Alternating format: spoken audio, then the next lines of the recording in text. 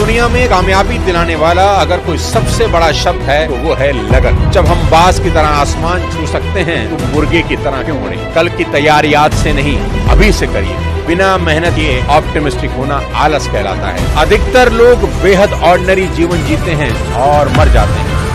नमस्कार दोस्तों, मैं सोनू शर्मा। सफलता के सीक्रेट हम सिर्फ इंसानों से ही क्यों सीखें, पक्षियों और जानवरों से क्यों ना सीखें, जो हर दिन जिंदा रहने के लिए शिकार करने या शिकार होने से बचने के लिए जंगल में जूझते रहते हैं। जानवर कितने चतुर होते हैं, क्या हम यह समझने लायक चतुर हैं? और तो और जानवर इस धरती पर तब से हैं जब मानवता का कोई अस्तित्व भी नहीं था, और जब इस धरती से मानवता का अस्तित्व मिट जाएगा तब भी इस धरती पर शायद जानवर ही रहेंगे। आज के इस वीडियो में प्रकृति से पैदा हुए अनेकों पक्षियों और जानवरों में से 3 शानदार जीवों से सीखने की कोशिश करते हैं। सबसे पहले ऊंट। मैं हमेशा मजाक में कहता हूं कि ऊंटों और इंसानों के बीच सबसे बड़ा फर्क यह है कि ऊंट पूरे हफ्ते बिना पिए काम कर सकता है और इंसान पूरे हफ्ते बिना काम किए पी सकता है। हम सब ने यह सुना है कि ऊंट को रेगिस्तान का जहाज कहते हैं, पर क्या हमने कभी ये सोचने की कोशिश की कि क्यों आखिर ऊंट रेगिस्तान का जहाज है जबकि घोड़ा ऊंट से बहुत तेज दौड़ता है?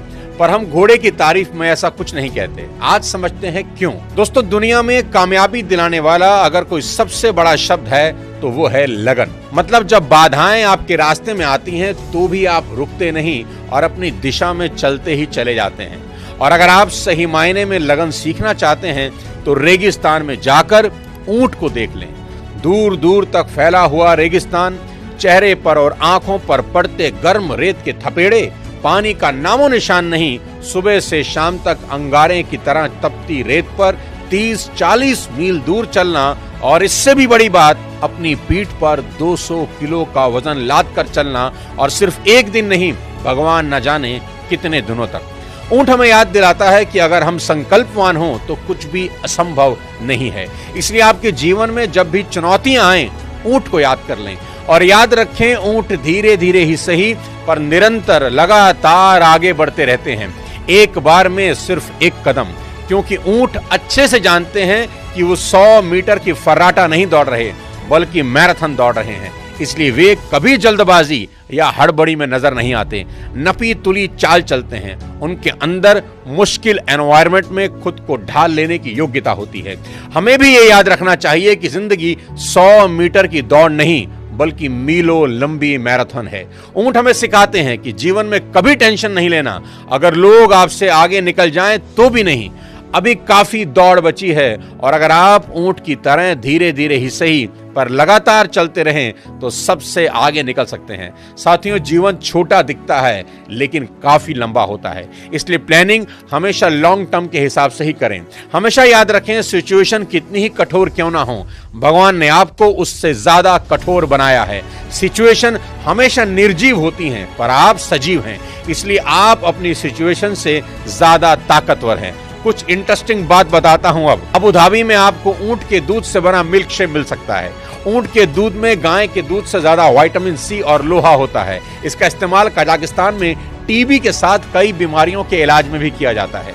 ऊंटों का इस्तेमाल युद्ध में किया जाता है क्योंकि उनके करीब आने से घोड़े डर जाते हैं, क्योंकि घोड़ों को ऊंट की गंध से डर लगता है। हमारी भारतीय सेना और बीएसएफ के जवान राजस्थान के रेगिस्तान इलाकों में पहरा देने के लिए आज भी ऊंटों का इस्तेमाल करते रहते हैं, यानी वो हमारी पहरेदारी भी कर रहे हैं। अब बात करते हैं कुदरत के बनाए सबसे अनोखे पक्षी बाज की। सबसे पहली चीज सीखें, यदि जीवन में आप बाज की तरह आसमान छूना चाहते हैं तो आपको मुर्गों का साथ छोड़ना होगा। एक शानदार कहानी से समझते हैं। मुर्गी पालने वाले को एक रोज बाज का एक अंडा मिला और उसने इसे मुर्गियों के दड़बे में रख दिया। समय बीतने पर बाज का बच्चा भी मुर्गी के बच्चों के साथ पलने लगा और खुद को इन्हीं की तरह मुर्गा समझने लगा। मुर्गे केवल कुछ ही दूर तक उड़ पाते हैं, इसलिए उस बाज ने भी कुछ ही दूर तक उड़ना सीख लिया। एक दिन उस बाज ने आसमान में एक बड़े पक्षी को उड़ता हुआ देखा। बड़ा इंप्रेस हुआ। उसने आसपास की मुर्गियों से पूछा, वह कौन है? तो मुर्गियों ने जवाब दिया, वह बाज है, पक्षियों का राजा है, आसमान में रहता है, हम तो जमीन पर रहते हैं क्योंकि हम तो बस मुर्गे हैं। उनकी बात सुनकर वह बाज पूरी जिंदगी मुर्गे की तरह जिया और मुर्गे की तरह ही मर गया, क्योंकि जीवन भर वह खुद को मुर्गा ही समझता रहा। साथियों, ये कहानी बहुत ऑर्डिनरी है, लेकिन इसमें गहरी सीख है। अधिकतर लोग बेहद ऑर्डिनरी जीवन जीते हैं और मर जाते हैं। उन्हें एहसास ही नहीं होता कि उनके अंदर बाज के बच्चे की ही तरह कई योग्यताएं छिपी हैं, जिनको वो कभी इस्तेमाल ही नहीं करते। किसी ने खूब कहा है कि कब्रिस्तान संसार की सबसे अमीर जगह है, क्योंकि यहां आपको सभी आशाएं और सपने मिलेंगे जो कभी पूरे ही नहीं हुए। वो पुस्तकें मिलेंगी जो कभी लिखी ही नहीं गई। वो गीत मिलेंगे जो कभी गुनगुनाए ही नहीं गए। वो एक्सपेरिमेंट जो कभी किए ही नहीं गए। और ये सब इसलिए हुआ क्योंकि वो शख्स पहला कदम उठाने से पहले ही डर गया। दोस्तों, जब हम बाज की तरह आसमान छू सकते हैं तो मुर्गे की तरह क्यों उड़ें?